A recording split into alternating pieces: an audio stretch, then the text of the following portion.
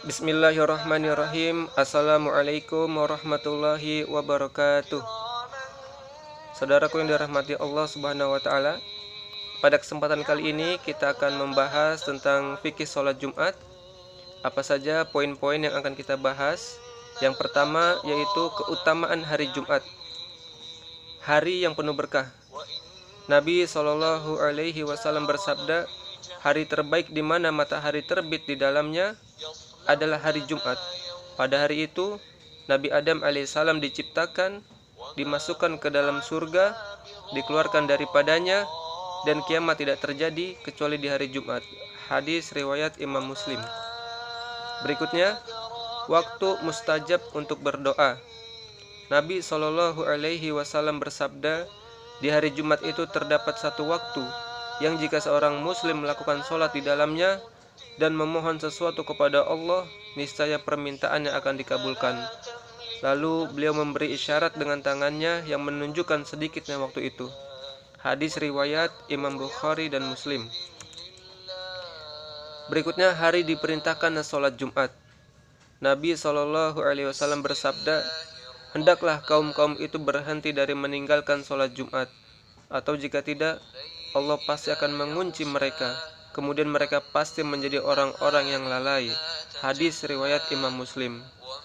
Allah Subhanahu wa taala juga berfirman dalam surah Al-Jumu'ah ayat 9 yang artinya, wahai orang-orang yang beriman, apabila telah diseru untuk melaksanakan sholat pada hari Jumat, maka segeralah kamu mengingat Allah dan tinggalkanlah jual beli.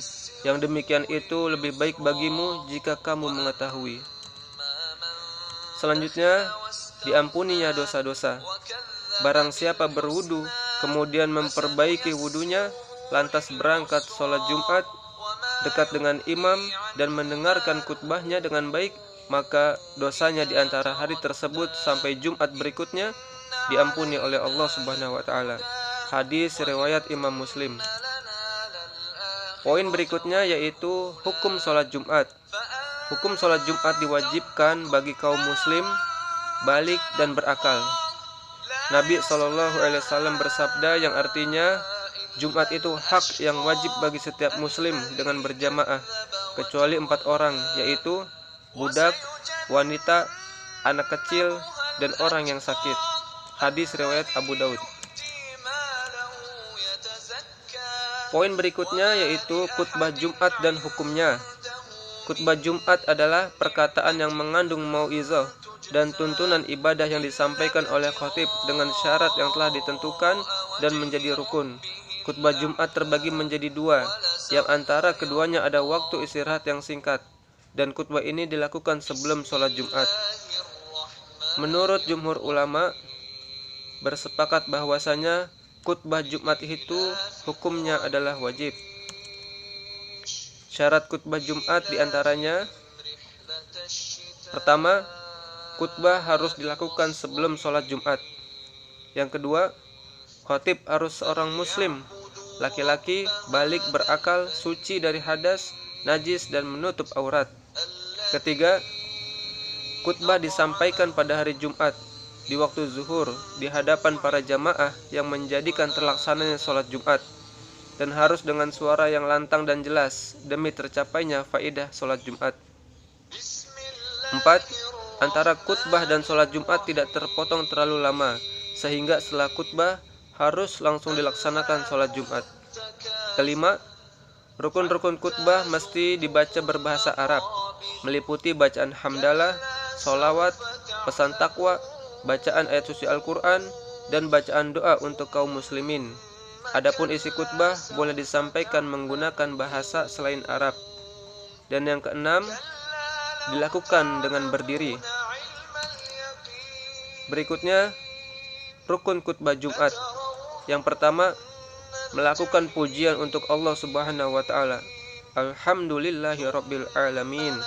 Yang kedua, membaca salawat kepada Nabi Muhammad sallallahu alaihi wasallam. Allahumma sholli ala Muhammad wa ala ali Muhammad. Yang ketiga, berwasiat takwa kepada kaum muslimin. Ya ayyuhalladzina amanu taqullaha haqqa tuqatih wa la tamutunna illa wa antum muslimun. Berikutnya, membaca ayat suci Al-Quran. Alhamdulillahillazi anzala sakinata fi qulubil mu'minin liyazdadu imana ma'a imanihim. Dan terakhir, berdoa untuk kaum mukminin wal mukminat. Allahumma ighfir lil muslimina wal muslimat wal mu'minina wal mu'minat al ahya'i minhum wal amwat. Poin berikutnya, sunnah-sunnah khutbah Jumat. Yang pertama, berdiri dalam berkhutbah. Kedua, berkhutbah di atas mimbar, menjiwai khutbahnya ketika berkhutbah, menghadap para jamaah, mengawali khutbah dengan salam, dan khutbah tidak terlalu lama. Hal-hal yang dilarang ketika berkhutbah, ketika khutbah sedang berlangsung, diantaranya berbicara saat khatib sedang berkhutbah. Sebagaimana Nabi SAW bersabda, jika kamu berkata kepada temanmu diamlah pada hari Jumat sementara imam sedang berkhutbah, sungguh ia telah berbuat sia-sia. Hadis riwayat Imam Bukhari dan Muslim. Yang kedua, melakukan aktivitas yang melalaikan dari mendengarkan khutbah, seperti main handphone ataupun ia tertidur. Yang ketiga, melangkahi pundak orang lain. Dan yang keempat, duduk sambil memegang lutut. Hal yang haram ketika khutbah sedang berlangsung, menurut Imam Hanafi, Maliki, dan Hambali, wajib hukumnya mendengarkan khutbah Jumat. Pendapat ini juga pendapat sahabat Utsman bin Affan, Abdullah bin Umar, dan Ibnu Mas'ud. Imam Abu Hanifah mengatakan, semua hal yang diharamkan ketika sholat, haram juga dilakukan ketika sedang mendengarkan khutbah. Saudaraku yang dirahmati Allah Subhanahu wa taala, yang terakhir untuk kesimpulan yaitu hari Jumat adalah hari yang penuh dengan keberkahan.